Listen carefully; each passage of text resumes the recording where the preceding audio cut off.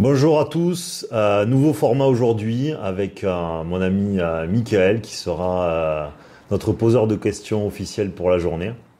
Donc on va essayer de répondre à des choses que nous avons bien reçues par notamment Instagram. Voilà, c'est des questions qui sont autour de la thématique des lives. Voilà. Comment vas-tu, Michael? Bonjour à tous, merci, ça va très bien. Bon, mais écoutez, on va enchaîner. Donc, on va commencer à poser des questions. Je vous le rappelle, hein, la mécanique de la vie au quotidien, c'est plutôt sur Instagram. Vous l'avez aussi à travers le site internet mécaniquedelavie.com. N'hésitez pas à vous abonner à la chaîne YouTube au maximum pour qu'on puisse migrer les lives de Insta à YouTube.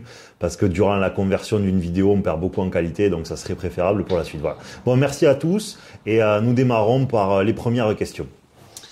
Alors, dans ton dernier live, tu parles souvent de l'équilibre que toute chose doit atteindre.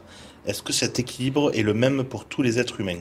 Alors, bien sûr que cet équilibre est différent en fonction des humains. Simplement, c'est une considération que nous oublions régulièrement et qui est extrêmement importante pourtant. On ne naît pas tous avec le même capital et et quelque part, c'est un peu une abomination que de l'oublier parce que ça nous empêche de découvrir là où nous avons vraiment des prédispositions ou vraiment un rôle à jouer dans la vie.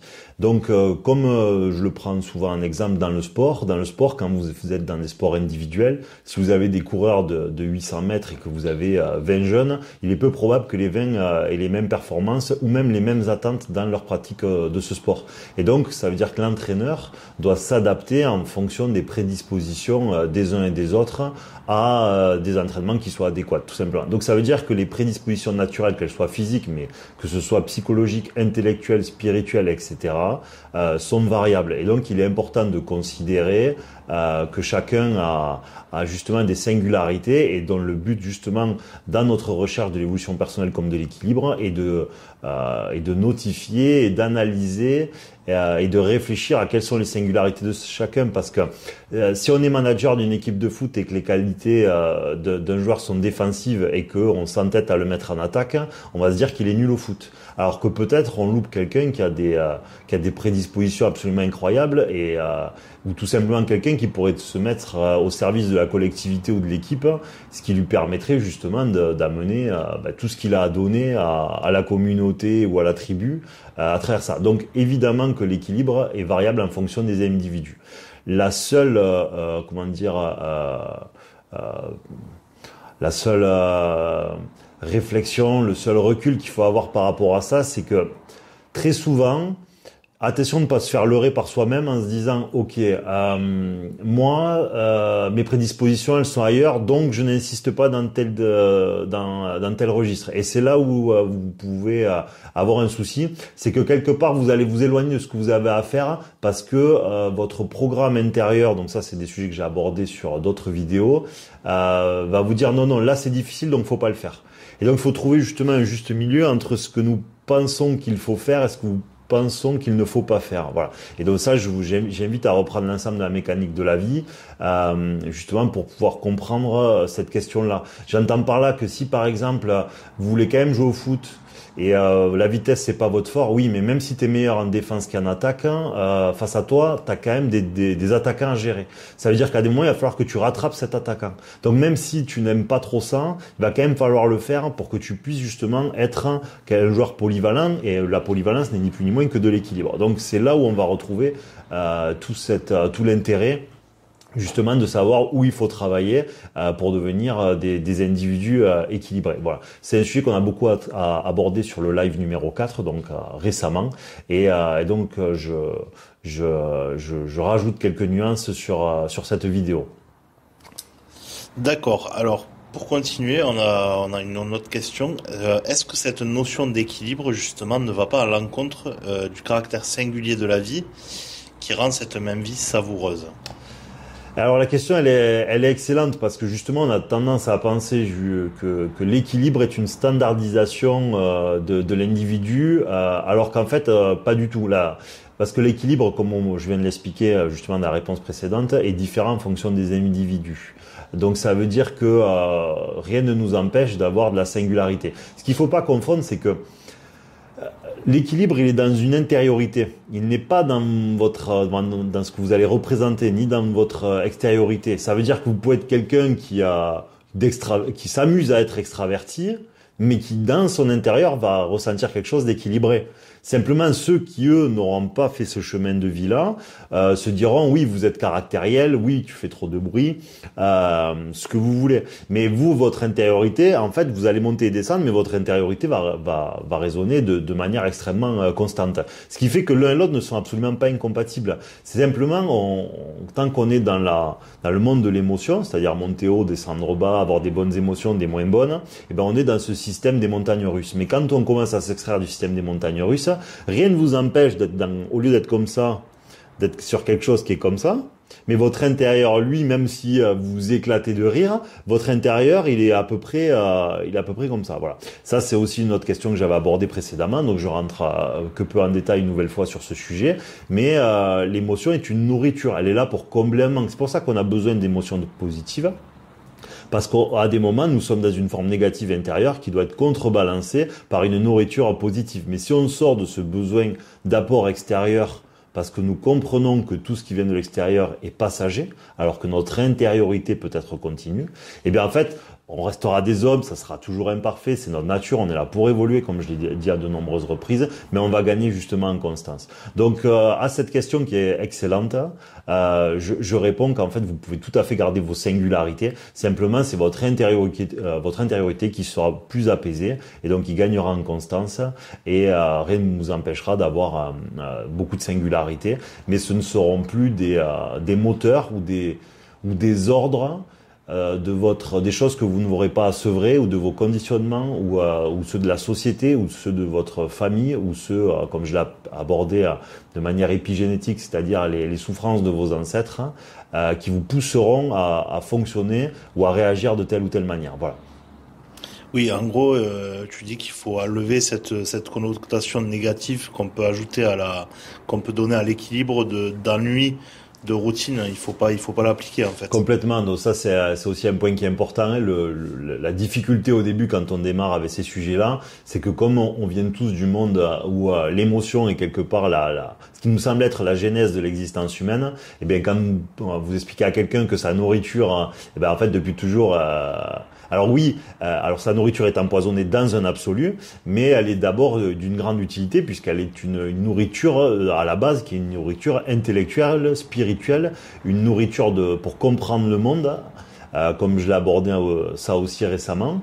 Et cette nourriture-là, au bout d'un moment, et en fait, il faut comprendre que dans ce que nous sommes devenus, cette nourriture devient négative. C'est comme quelqu'un qui serait un culturiste, là, un bodybuilder. Il y a la période où il doit prendre de la masse, donc emmagasiner un maximum. Donc là, on va considérer que nous, on doit emmagasiner un maximum d'émotions pour comprendre le monde. C'est-à-dire que les émotions vont être une interaction avec notre intérieur et notre extérieur. Mais qu'à un moment donné, quand on a pris cette masse de connaissances, le but c'est quand même que le muscle se voit. Et donc pour un individu, c'est que quand même toute cette émotion elle doit nous servir d'information et de tranquillité et d'apaisement. Et à ce moment-là justement, c'est tout l'intérêt, changer de nourriture pour, comme le bodybuilder séchera, nous devrons nous sevrer de ce besoin émotionnel parce qu'en fait, il ne nous servira plus dans notre nouvel apaisement, notre nouvelle compréhension du monde. Et donc, c'est vraiment à travers cette image que vous pouvez vous voir l'intérêt qu'il y a au bout d'un moment de s'en passer parce que sinon, vous allez être un esclave. Vous allez vivre dans une espèce de diktat émotionnel où vous n'aurez pas la pleine mesure de votre navire parce que en fait en permanence la vie sera trop dure, trop lourde, trop triste, trop injuste et à la fin c'est plus de l'information que vous prenez, en fait c'est un raz-de-marée dans la gueule et un raz-de-marée dans la gueule ça n'a rien d'agréable et surtout ça ne permet pas de réagir convenablement en cas de problème. Et encore une fois, si je vous souhaite à tous, si vous avez un problème, que le pompier qui vienne vous sauver, quand il se retrouve face au problème que vous avez, ne s'effondre pas devant votre problématique émotionnellement. Parce qu'il commence à être apeuré et tout, vous diminuez les probabilités de guérison ou qu'il ait les gestes qui vous sauvent. Donc voilà. Ok, on va changer un petit peu de sujet. Tu parlais beaucoup de mérite dans ton live, ouais. De méritocratie. Ouais. Est-ce qu'il faut forcément faire des efforts pour s'accomplir ? La souffrance et l'effort ne sont-ils pas quand même très, entre guillemets, chrétiens ? Alors moi j'amène une grande nuance à ce sujet-là. C'est-à-dire que on va partir du principe que surtout aujourd'hui, que les efforts payent. Bon, là, on a on a toutes les vidéos aujourd'hui dans le monde des réseaux sociaux qui font que vous expliquer c'est parce que tu ne veux pas, que tu n'y arrives pas, c'est parce que tu n'as pas assez travaillé. Bon, honnêtement, quand vous avez étudié le sujet, pour moi, c'est extrêmement faux. Évidemment, si vous ne faites rien, il ne se passera rien, mais dans une mesure, ce qui pousse la plupart d'entre nous à travailler comme à ne rien faire trouve son origine dans des douleurs et des souffrances inconscientes. Et donc, quand vous êtes travailleur, c'est parce qu'il y a votre petit détracteur intérieur qui vous dit de le faire parce que sinon tu n'auras pas la reconnaissance que tu veux, soit sinon ta famille va manquer, et donc dans les deux cas c'est une forme négative qui vous pousse à être aussi excessif dans le travail, et c'est la même chose pour celui qui serait extrêmement feignant. Donc dans les deux cas, ça n'a rien de positif, le moteur qui est donné à ça. Est-ce que tu peux me reformuler la question? Parce que comme je me suis un petit peu égaré en vouloir amener une introduction à ma réponse. Voilà, alors la question exactement, c'est tu parles de mérite dans ton live, est-ce qu'il faut forcément faire des efforts pour s'accomplir? La souffrance et l'effort sont quand même très chrétiens. Ok, le problème qu'il y a, ça veut dire que moi, la nuance que je vais apporter à travers la mécanique de la vie, c'est que les efforts que l'on doit produire doivent être dans la direction attendue. Si en fait vous êtes tout le temps en activité, ou tout le temps en mouvement, ou tout le temps dans les projets, mais que votre intitulé c'est de l'être, vous êtes ce qui vous a été donné, c'est-à-dire que vous êtes votre programme natif. Si vous êtes votre programme natif, vous n'avez pas de mérite.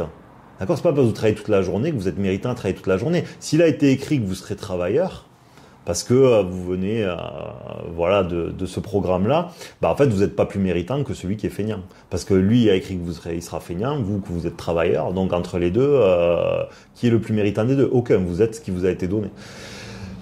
Je sais que c'est novateur et ça peut paraître injuste par rapport à aux habitudes que l'on peut avoir de voir et de considérer le monde. Voilà. Mais quand vous le regardez sous cet angle-là, si dès votre jeunesse vous avez ces tempéraments-là qui sont en vous, vous n'avez rien choisi du tout.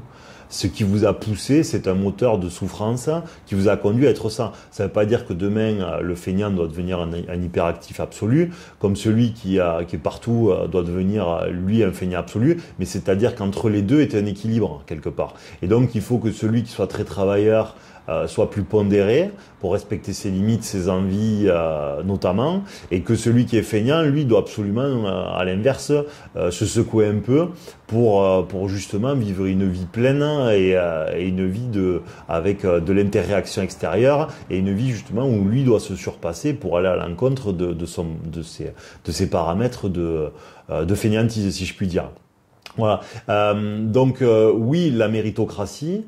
Mais la grosse nuance que j'amène, c'est une méritocratie dans ce que la vie va attendre de nous, c'est-à-dire un équilibre, une volonté d'évoluer, une volonté de mieux comprendre le monde, une volonté de discernement, non une activité permanente qui d'ailleurs la plupart des temps résonne chez l'humain comme une fuite en avant, c'est-à-dire qu'en fait on comble par l'hyperactivité pour nous empêcher de nous retrouver en fait avec nous-mêmes la plupart du temps, ou avec des constructions ou des sensations ou des émotions que nous n'aimons pas. C'est pour ça qu'on voit régulièrement des gens mourir juste après la retraite, parce que ils ont enfoui tout un tas de choses toute leur vie, et dès que vous leur enlevez ça, vous faites c'était le travail est comblé, était leur soupape de sécurité. Quand vous enlevez la soupape de sécurité à un individu, en fait il prend d'énormes risques pour sa santé, quoi, parce que la soupape a sauté. Voilà. Tout simplement. Une petite aparté, n'hésitez pas, pour les cerveaux les plus rapides ou ceux qui ont l'habitude, de mettre les vidéos en vitesse 1,2, parce que des fois c'est très plaisant quand c'est des sujets que vous connaissez bien ou que vous avez assimilé. Je le fais très souvent. N'hésitez pas à mettre les vidéos en accéléré, et on reprend la suite de la vidéo avec Michael. Oui, du coup, en fait, tu nous dis qu'il faut faire attention un petit peu à l'arbre qui cache la forêt, en fait. Complètement. Il faut trouver, c'est ça le premier diagnostic à faire de chaque individu, la raison pour laquelle vous avez vos grands traits de caractère. Voilà. Et vos grands traits de caractère trouvent toujours résonance, je me permets de dire toujours, dans une origine donnée, c'est-à-dire soit familiale, soit de votre jeunesse, soit de votre inconscient, Ça veut dire que toute notre manière d'être n'est pas un choix dans l'absolu. On croit qu'on choisit parce qu'on a l'impression de choisir d'aller dans une direction ou dans une autre, mais dans le fond, on s'aperçoit, quand on étudie vraiment bien ce sujet, que presque pratiquement tout est inscrit, et donc nos conduites, ce que nous pensons être un libre arbitre, est en fait une espèce d'effet, une espèce d'entonnoir géant où toutes nos directions nous sont soufflées par des paramètres, par des paramètres de vie, quoi. D'accord. Donc voilà, en gros, il faut savoir où utiliser son énergie. Ouais, c'est tout à fait mon propos. Pensez bien que, par exemple, celui qui va nager 1 heure à fond à contre-courant aura moins avancé celui qui aura fait 3 brasses dans une eau calme, par exemple. C'est clairement l'idée. Donc pour ça, bon, il faut essayer vraiment de faire l'effort de regarder l'ensemble des contenus, enfin du contenu, l'ensemble des lives, parce qu'en fait c'est un immense puzzle qui vient s'assembler. Mais dans l'absolu, je rappelle la dynamique autour de la mécanique de la vie. Nous sommes sur Terre pour évoluer à travers un équilibre accru dans notre intériorité, devenir des êtres, justement, si on a été dans des prédominances, que ce soit, par exemple, tout à l'heure je le nommais, on était 3 mouvements, de l'autre pas assez, l'équilibre entre les deux. Si on était une personne qui manquait trop de confiance ou qui en avait pas assez, l'équilibre entre les deux, etc., etc. Avec du discernement. Donc discernement, équilibre, la foi qui n'est plus ni moins que de la confiance en la vie, parce que vous ne maîtrisez pas la vie. Demain, vous pouvez prendre un astéroïde et vous aurez voulu tout contrôler, et finalement vous serez aperçu que rien n'y a fait. On voit des tonnes de gens mourir qui ont une alimentation exemplaire et une ligne parfaite, et d'autres beaucoup plus alambiqués et beaucoup moins rigoureux et qui eux vivent très longtemps. On voit des gens qui ont fumé énormément 2 paquets et ils meurent à 90 balais, et d'autres qui n'ont jamais fumé une clope et qui ont un cancer des poumons. Bon, donc ça veut dire que la vie a quand même dans le fond beaucoup plus de pouvoir sur les hommes que ce que nous l'imaginons.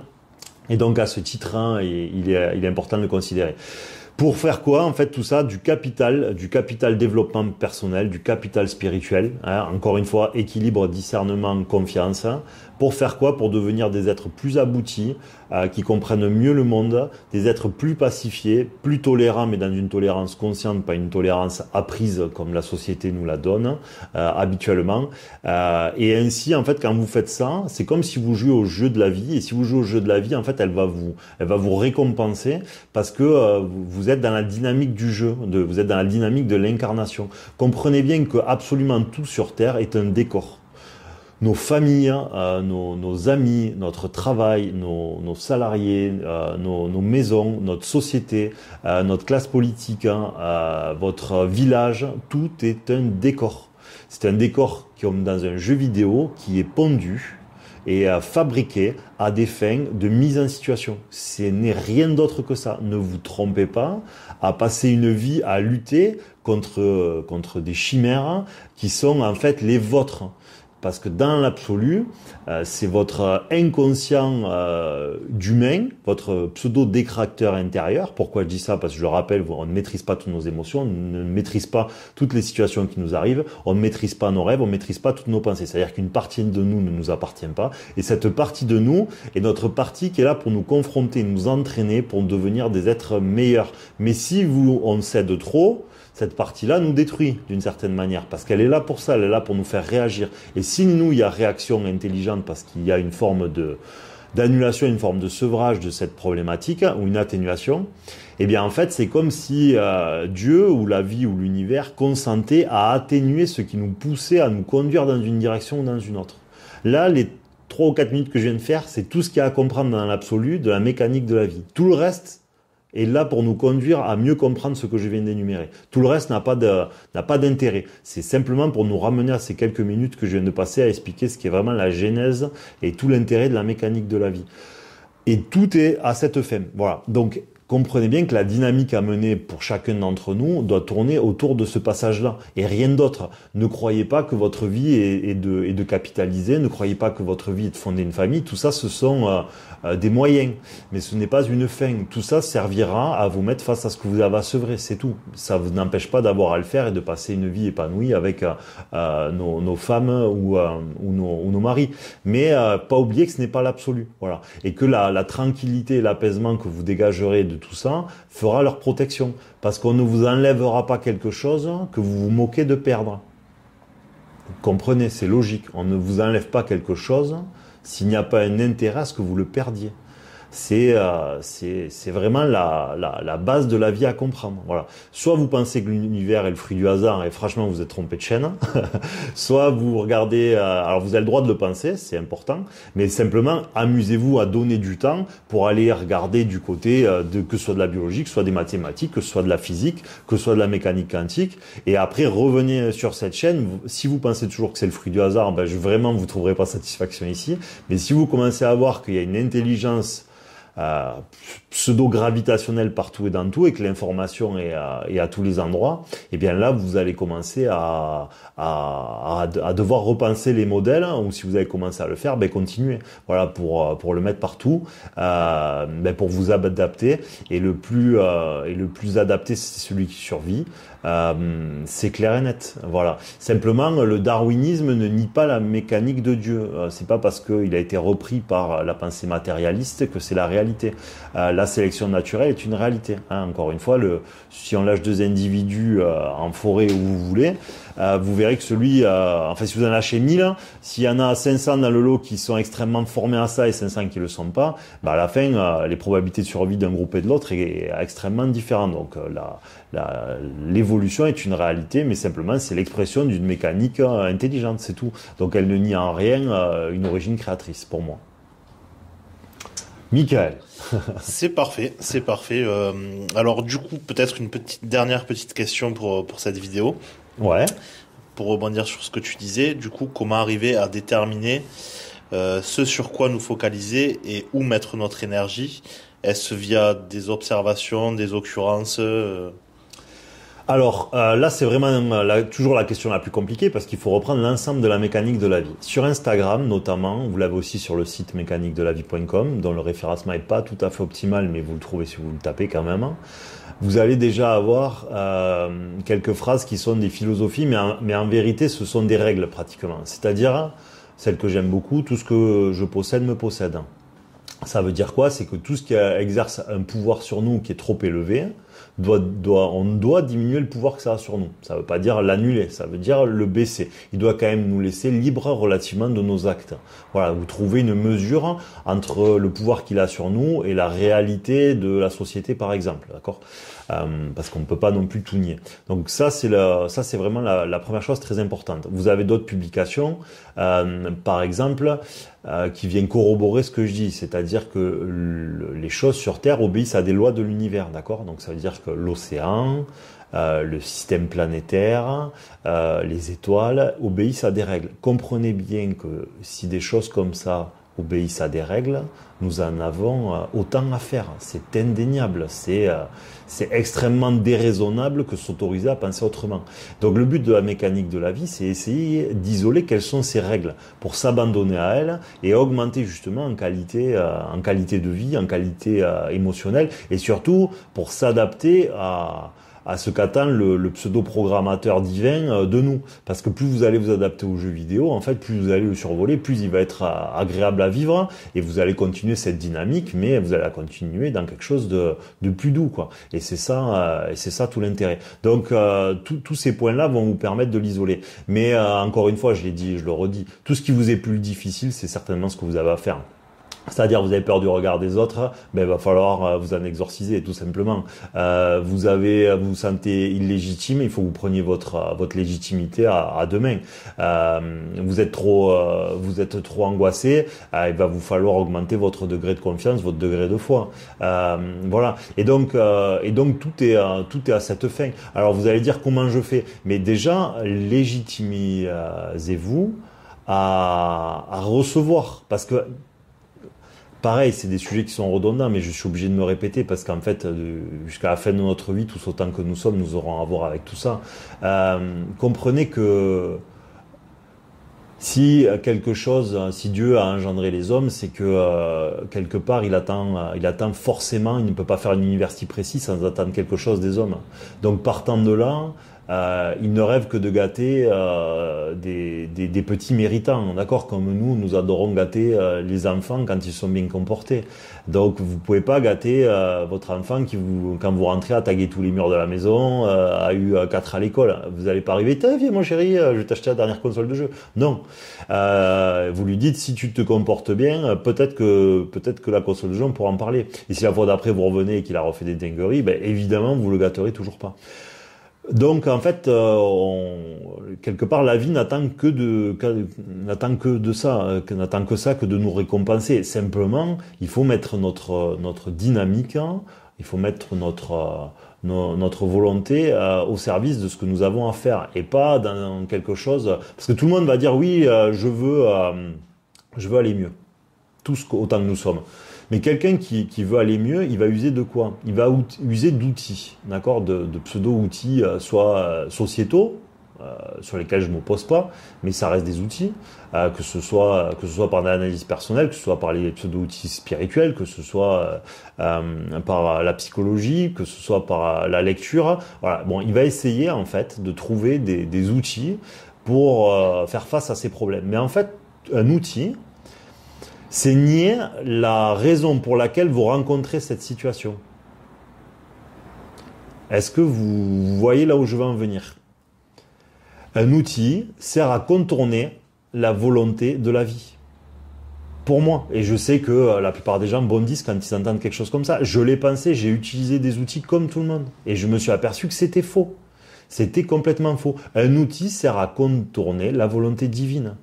Parce qu'en fait, plutôt que de changer, plutôt que d'initier du changement dans notre façon d'être ou de fonctionner, ou dans notre quotidien, ou parce qu'en fait nous sommes dans des relations qui ne vont pas, dans des travaux qui ne nous vont pas, dans une façon de concevoir les choses qui ne vont pas, dans des amertumes, dans des chevauchées haineuses, au lieu en fait nous de changer, eh ben en fait on va user d'outils, d'accord, mais dans l'absolu absolu, je parle bien, même le médical est une forme de décharge de responsabilité dans l'absolu. Bien sûr que moi aussi je ferai appel au médical, évidemment, mais c'est parce qu'en fait nous n'avons plus la conscience de nous-mêmes et la conscience spirituelle. Ce sont des contournements qui nous permettent de ne pas nous mettre face à ce que nous avons à sevrer. Parce que quand vous étudiez vraiment la question, regardez même en médecine, quand les médicaments doivent être mis à la vente, on teste le placebo.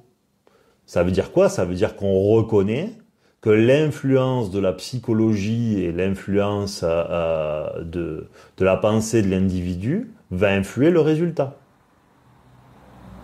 Donc partant de là, ça veut bien dire que la dimension psychique influe sur le résultat.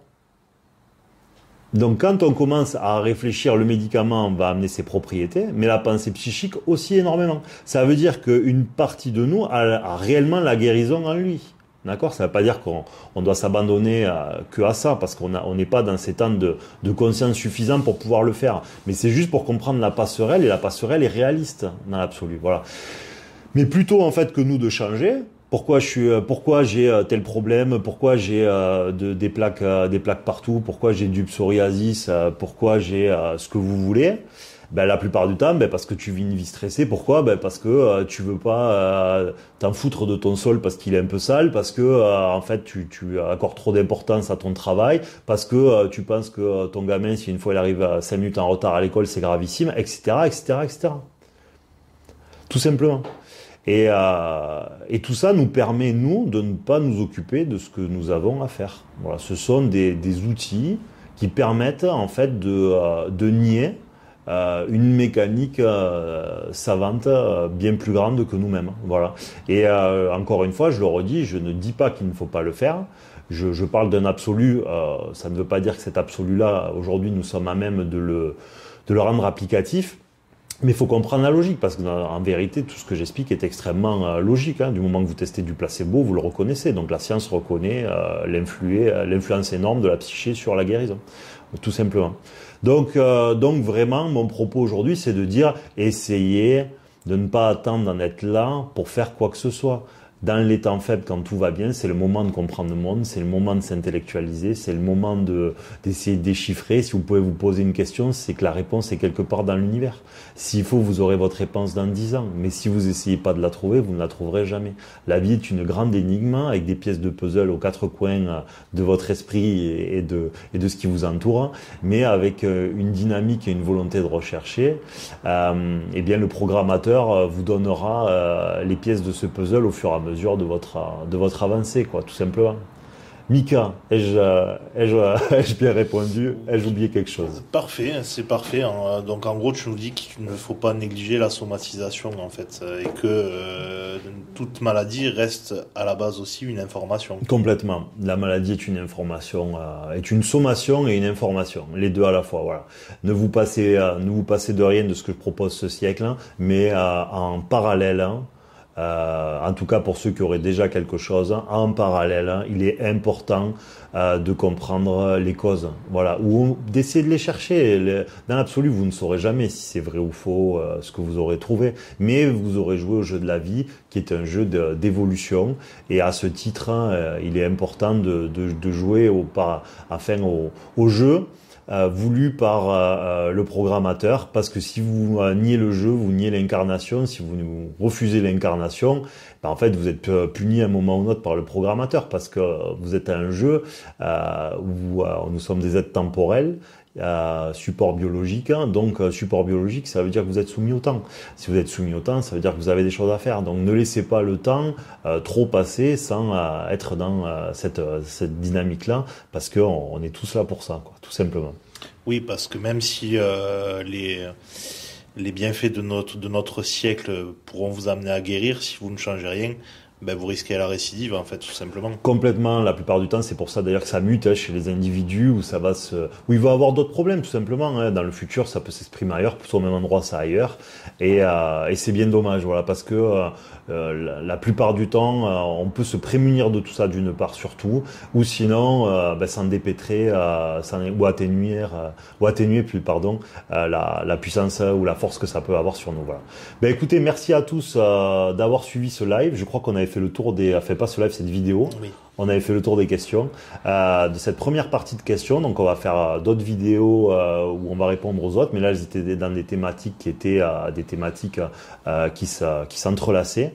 Donc merci à tous d'avoir suivi cette vidéo. Je rappelle que sur la mécanique de la vie, c'est vraiment important de suivre l'ensemble des contenus pour comprendre jusqu'où on va en venir, parce que si je donne que des conclusions, on va penser que ce sont que des croyances, alors que c'est quelque chose de beaucoup plus factuel qu'il n'y paraît.